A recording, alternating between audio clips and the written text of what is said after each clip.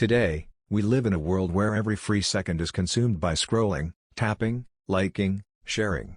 Whether it is Instagram, Facebook, Twitter, YouTube, or countless other platforms, social media has invaded our lives like never before.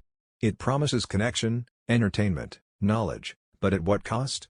How much of our time, energy, focus, and peace are we sacrificing unknowingly every day? I decided to run a full 30-day social media detox experiment on myself. No Instagram. No Facebook. No WhatsApp scrolling. No YouTube binging. No Twitter arguments. Nothing. Total cutoff. Only essential work communication allowed. No personal usage. What happened next changed my understanding of life itself. Before the detox, I decided to document my current habits honestly. On average, I was spending close to 4 to 5 hours daily on social media. That's almost one full day every week. When I realized this, it genuinely scared me. I was checking my phone every few minutes even without realizing it. Notifications controlled my attention. Random memes and reels decided my mood. Worst of all, at the end of the day, I never felt truly satisfied or productive. Just drained. I started the detox on a Sunday evening. Deleted all social media apps from my phone. Disabled notifications. Logged out from all browsers. Day 1 was harder than expected. I kept unlocking my phone out of pure muscle memory. My fingers automatically moved towards the blank spaces where Instagram and WhatsApp used to be. I caught myself doing this almost 20 to 30 times a day. It was shocking how deep the addiction had gone into my subconscious mind. On day 2 and 3, the restlessness peaked. My mind was craving dopamine. I was feeling slightly irritable, bored, anxious. I realized that I had trained my brain for instant gratification through endless scrolling. Without that quick reward system, my brain was rebelling. I had to consciously find healthier alternatives to fill the void. I started reading a book I had bought months ago but never finished. I spent time walking outside, observing nature. I called old friends instead of messaging. Real conversations. No emojis. Just voices and laughter. By day 5, something beautiful started happening. My mind felt quieter. My attention span improved. I was able to sit and focus on tasks for longer periods without getting distracted. I started enjoying small things again, like the taste of tea, the feel of the morning breeze, the sound of birds. I realized how much beauty I had been missing because I was too busy looking down at a screen. One major change I noticed was the quality of my sleep. Before detox, my nights were filled with late-night scrolling sessions, blue light exposure, and restless sleep. During detox, without screens to keep me awake, my sleep became deeper, longer, and more refreshing. I woke up feeling genuinely rested for the first time in years. My dreams also became more vivid and meaningful. Emotionally, I started feeling lighter. There was no comparison with other people's highlight reels. No pressure to post perfect pictures.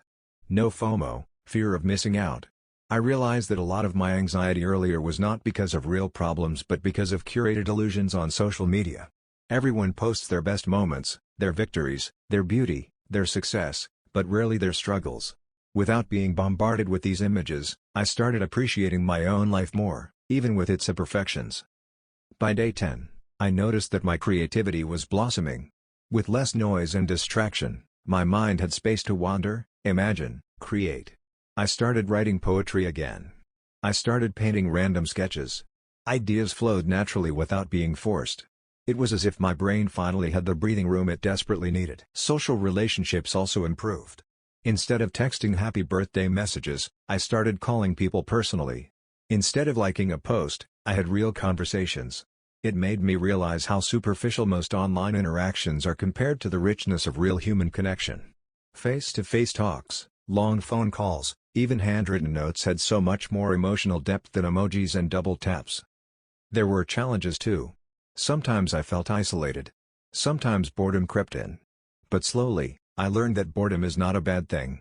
It is a space where real thinking begins. It forces you to confront your own thoughts, emotions, goals. It gives you clarity that endless entertainment can never provide. Around the 2-week mark, my sense of time also changed. Earlier, days felt like a blur because scrolling would swallow hours without me realizing it. During detox, time felt fuller, richer, longer. I was able to achieve more in a single day than what I would usually do in 3.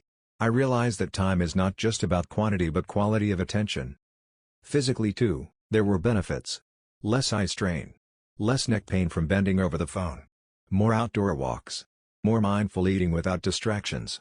I even lost a little weight naturally without forcing it, simply because I was more present during meals and less tempted by junk food advertisements. By the third week, my digital temptations were almost gone. I stopped reaching for my phone absent-mindedly. I became more mindful about when and why I was using it. I learned to enjoy waiting in queues, sitting quietly, doing nothing sometimes. My mind learned patience, something that social media had slowly eroded over years. The biggest realization during this experiment was that social media is not inherently evil. It's a tool. The problem lies in how we use it.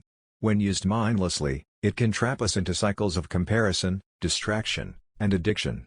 But when used consciously, it can connect, educate, and inspire. The key is in taking control back. On day 30, I sat down and reflected on the journey.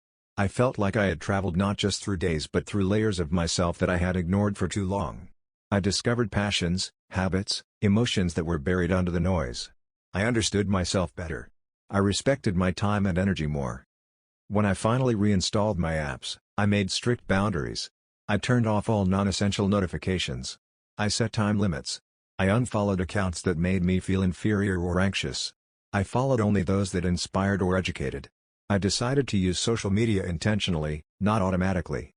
In conclusion, the social media detox experiment taught me that the true luxury today is not expensive gadgets or exotic vacations. It is undivided attention. It is mental peace.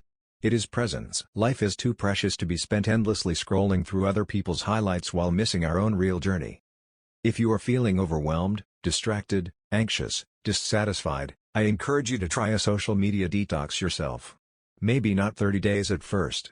Maybe just a weekend. Or even a single day. Notice how your mind reacts. Notice what thoughts and emotions come up. Give yourself a chance to reconnect with real life. You have nothing to lose but so much to gain.